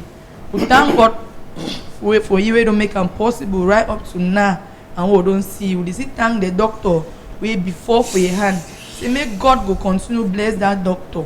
For any way where the doctor be don't do for happy, no go run dry in Jesus' name. Amen. We pray God say even the one that they don't happy for road, may their pocket no go ever run dry in Jesus' name. Amen. Now all this will I get for talk, and I go take Equinox TV because if not now for them, you know, for make them possible for see if you go only remain for that hospital. So we really thank the program Regards Social. Say we over be grateful for them, and we'll keep on for continue to follow them because they don't make we don't learn more lesson. Good evening, every man. I thank the Almighty God who are the servant, because throughout the way God don't talk for a book say, if you put your trust for you, you no go ever fail. If you put your trust for you, you be the best. So not put your heart for people, they put your trust for you. So the place where this speaking Elvis, it won't get on for. That God push you for them. That God don't put them for them. That God don't put every person in place for helping. Because people that be for this condition, they know they get helper. People that they even get money, they know if you go for the hospital way, as I hear, say they don't treat you. I thank the hospital. I thank the doctor. I thank this program. I don't know me book fine what I go call this Equinox their program. Yes, I thank them. Say may God go continue for bless una. Make none of una thing una put am for that. Even na una man found, make it no go be barren. Make una woman they no go be barren. Anything una touch am, it go flourish. Amen. In the mighty name of Jesus. Amen.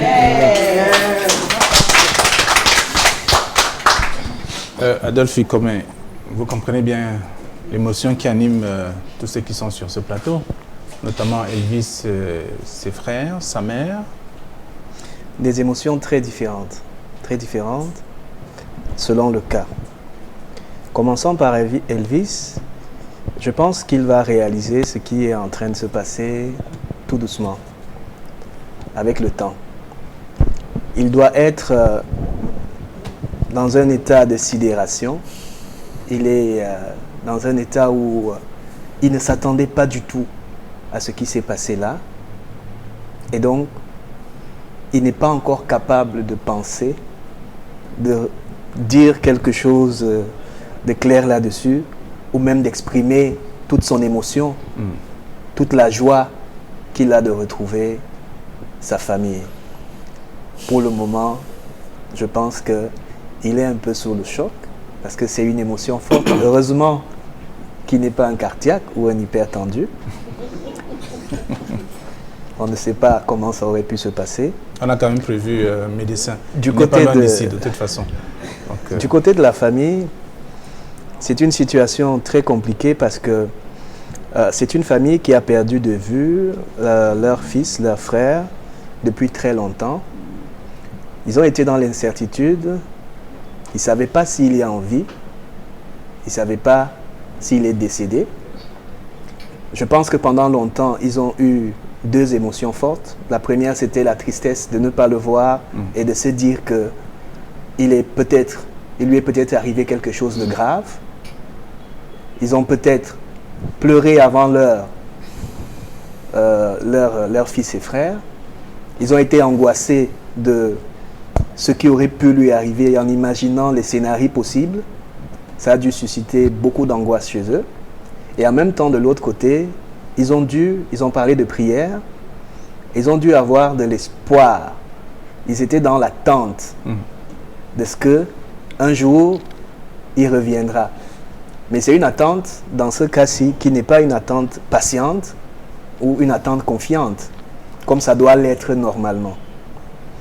Alors, c'est des situations assez difficiles. Bertin Tinda, 6 ans après, Elvis, sa mère et les autres se retrouvent. Oui, je dois admirer un certain nombre de choses que j'ai remarquées sur ce plateau, notamment le comportement de la famille, la cohésion totale qui est entre ces membres de la famille, c'est-à-dire l'amour qu'ils partagent entre eux, qui forge une très très belle cohésion, une cohésion totale, une cohésion qui est patronnée par la maman qui est comme le coach de l'équipe. C'est-à-dire que cette famille a eu cette cohésion parce qu'il y a eu quelqu'un au-dessus qui a su transmettre cet amour et qui a fait en sorte qu'ils restent dans cette cohésion.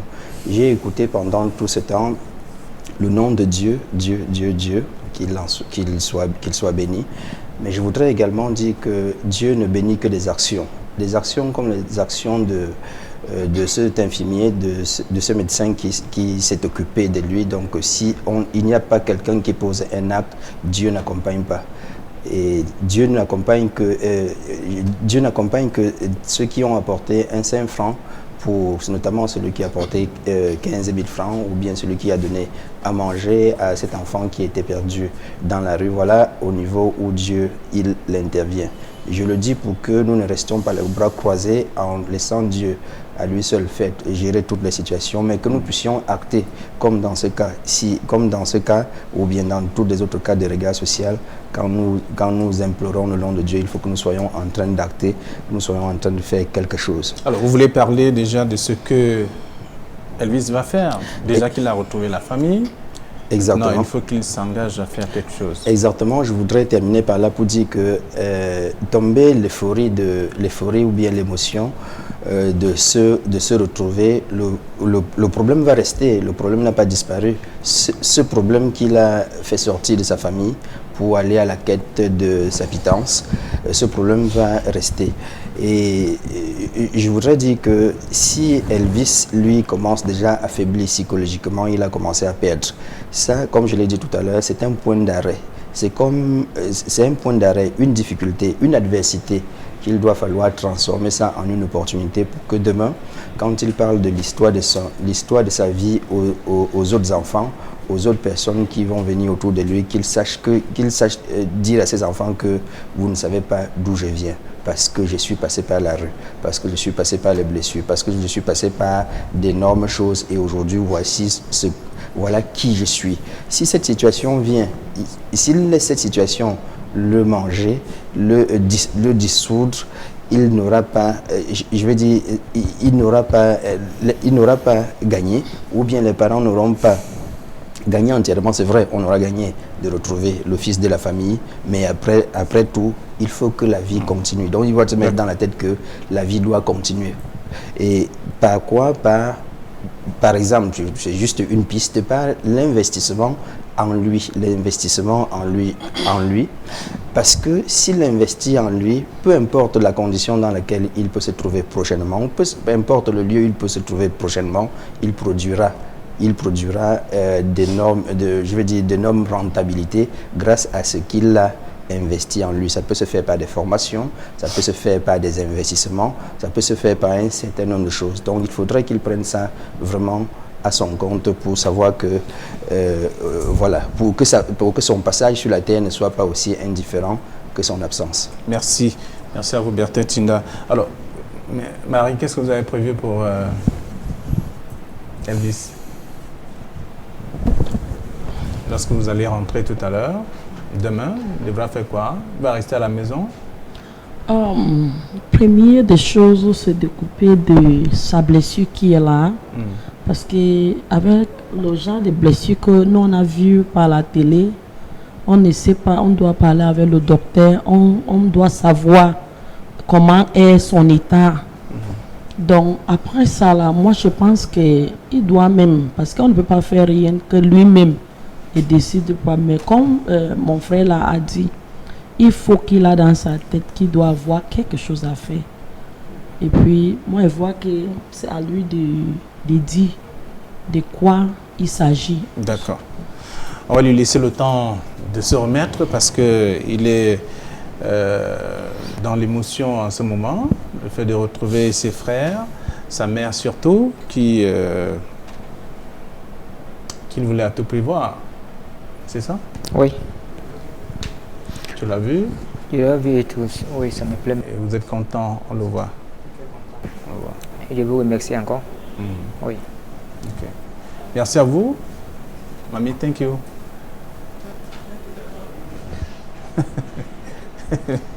Elle ne pleure plus, c'est le riz maintenant. D'accord, on comprend également. Alors, donc, nous allons nous séparer. Question de passer à autre chose. Vous savez bien qu'il y a des cas également, en dehors du cas de Elvis, d'autres personnes qui souffrent comme lui et qui ont aussi des blessures comme lui et qui sont également passées sur ces antennes.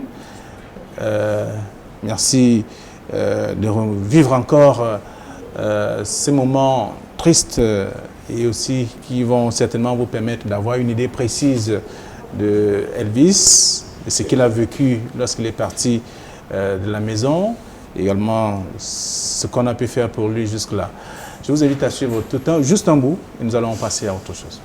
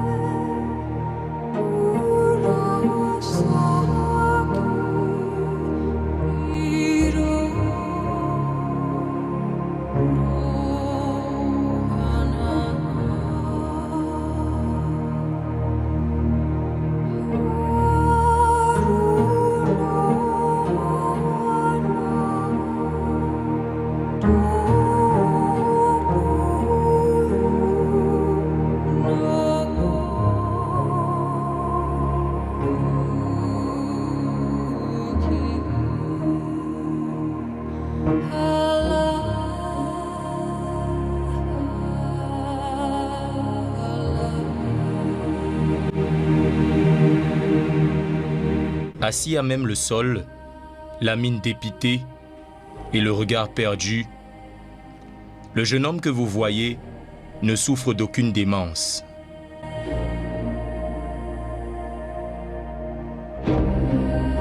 Parti de la localité de Ndiang, dans son sud-ouest natal, pour gagner sa vie il y a un peu plus de 5 ans, la quête d'une vie meilleure s'est progressivement transformée en cauchemar pour Elvis.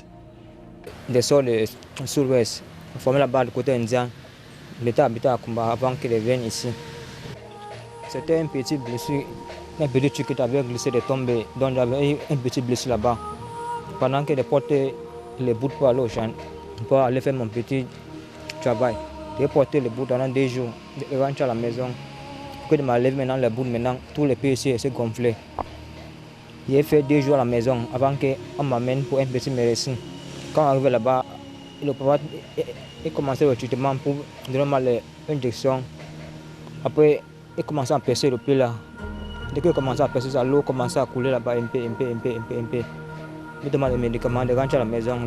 La personne que je travaille avec lui, quand on a fait le traitement pour 1 semaine, il a abandonné la maison. Alors, nous sommes revenus sur un bout de ce reportage pour permettre à Irène Tembe de nous rejoindre sur ce plateau. Irène, bonsoir et bienvenue. Good evening, Flavien. Good evening to the people, to the Mutengene. Hello. Merci d'être venu sur le plateau. Je comprends également l'émotion qui vous anime parce que vous étiez au quotidien avec Elvis. Vous parliez régulièrement avec lui. Aujourd'hui, il retrouve sa famille. Et c'est pour ça que vous êtes également concerné par cette émotion qui anime également ceux qui nous regardent à la maison. Alors, il y a eu des contributions pour Elvis. Tout à fait. En rapport avec sa plaie. Sa plaie guérissante. Oui. Les différentes contributions que nous avons perçues lors de son dernier passage sur ce plateau sont les suivantes.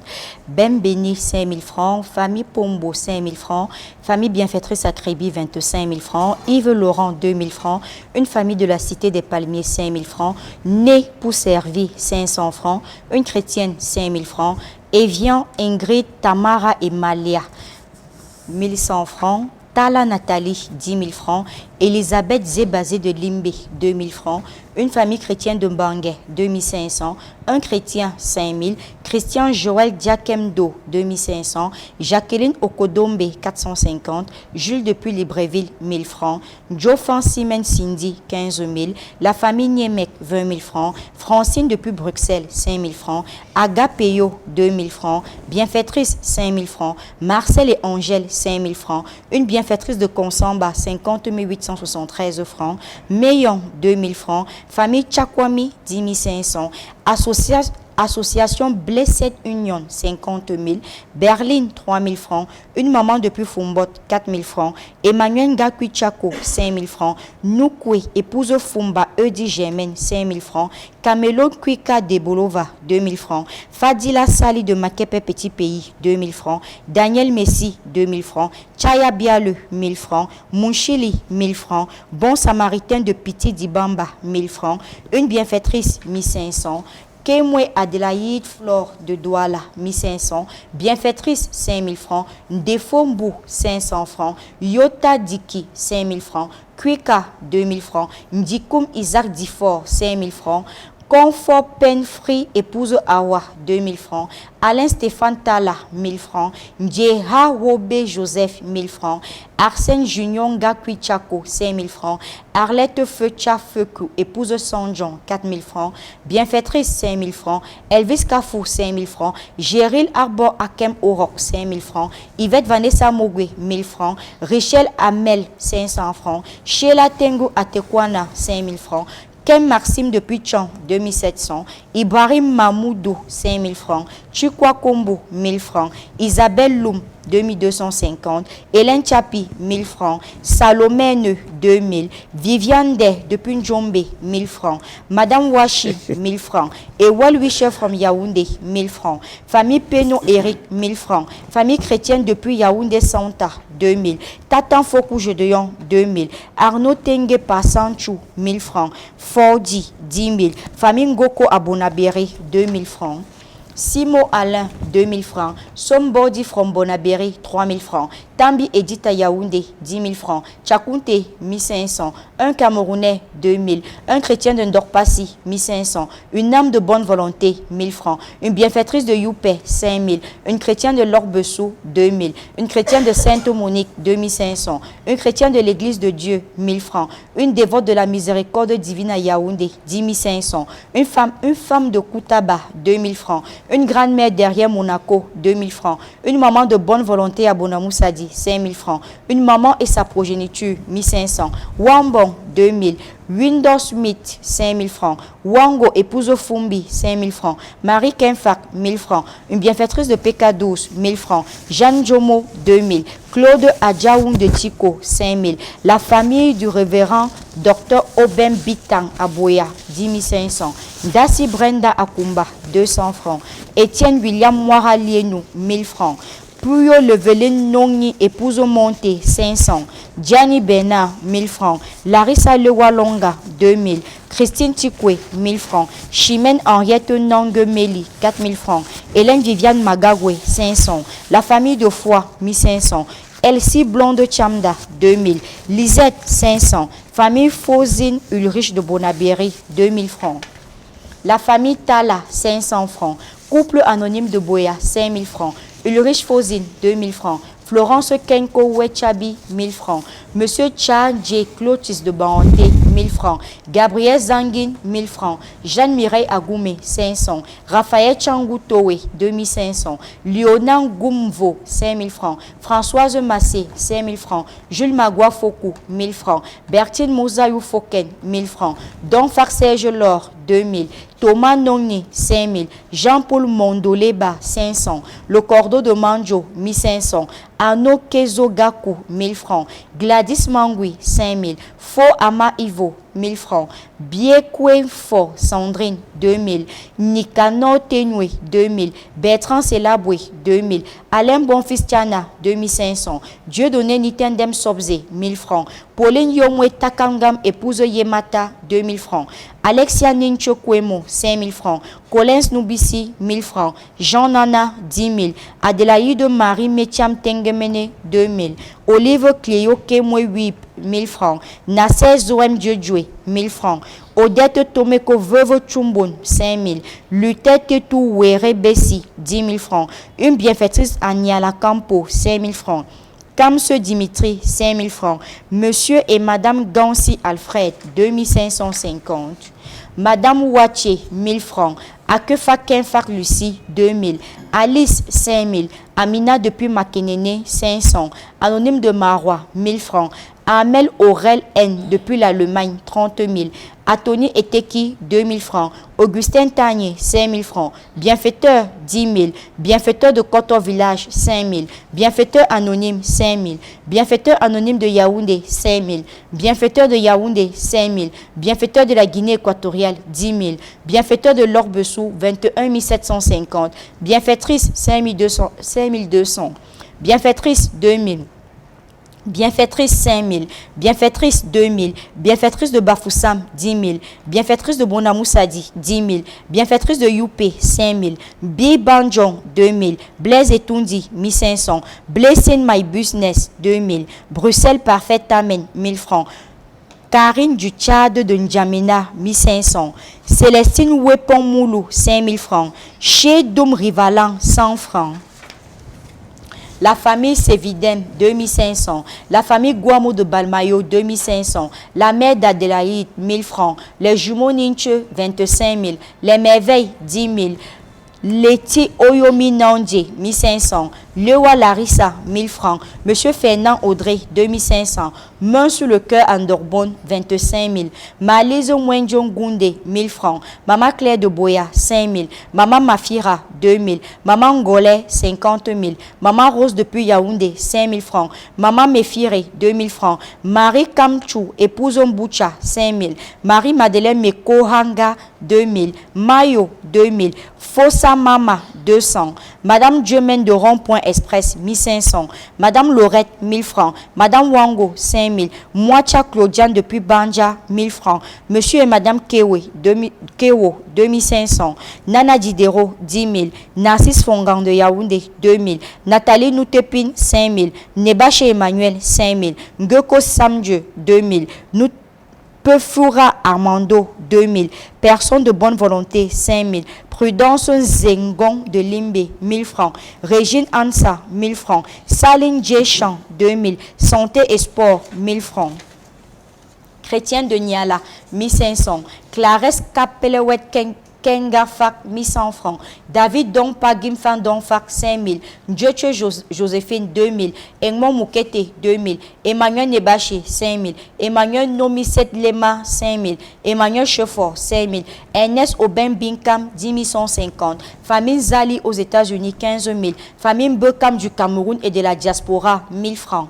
Famille Gouné Thomas de Mokolo Marché, 2000. Famille Tevou Fouette de Douala Yassa, 2500. Fernand Audrey, 5000. Fidélis Chingong, 5000. Florent de Yaoundé, 1000 francs. Fonkwe Sipora, 2000. Fride Sanjo, épouse Ketchenkwen, 2000. Fouché Yuin Livinus, 2000. Gédéon Taton, 1000 francs. Germaine Fanka, 3000. Gisèle Awa, 5000. Igor Tanguy, 500. Irène Alendi, 5000. Jaka Sokoudjou, 1000 francs. Jenny Stella Danga Nolak, 2000. Géoken Pélagie Liebafou, 2000. Jésus Sauf Abafoussam, 2000. Joseph, 4000. Julie de l'Allemagne, 3000. Julienne Claire Kalouné, 10 000.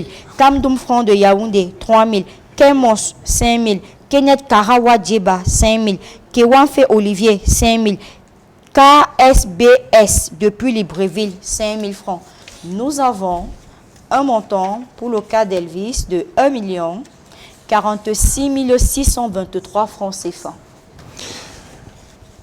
Eh bien, ce sont là quelques contributions, j'allais dire des contributions des hommes de bonne volonté. Tout à fait. Pour le cas de Elvis. Tout à fait. Elvis qui souffre de cette blessure, cette plaie incurable. Oui. Mais on voit bien comment la situation change depuis qu'il est pris en charge. Oui, il est plus charmant. Il est plus charmant, plus agréable et tout. Et nous disons déjà merci à ces personnes de bonne volonté qui ont bien voulu répondre au cri de cœur d'Elvis, parce que nous avons reçu des messages d'encouragement des âmes de bonne volonté qui ont encouragé, parce qu'il faut noter que les contributions ne sont pas uniquement sur le plan financier.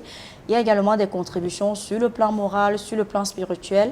Nous avons des personnes qui ont encouragé le médecin à continuer dans la voie qu'il a entamée, qui ont encouragé Equinox Télévision. Nous les disons déjà merci infiniment et nous disons qu'il reste encore beaucoup à faire. Donc nous continuons à dire à nos chers bienfaiteurs de mettre la machine de la solidarité en marche via les numéros de téléphone qui s'affichent au bas du petit écran, à savoir le 690 50 50 94 ou le 675 35 25 16, et bien vouloir préciser par message votre nom, le cas social pour lequel vous avez contribué, ainsi que le montant contribué. Encore merci.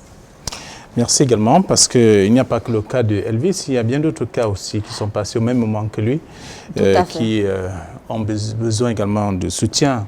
Oui, mais nous reviendrons prochainement pour la lecture des contributions de ces différents cas, parce qu'aujourd'hui nous sommes uniquement centralisés sur Elvis Mokete. Elvis qui recherchait, ou alors qui cherchait en vain ses parents, il y retrouve justement sa mère, ses frères et sœurs.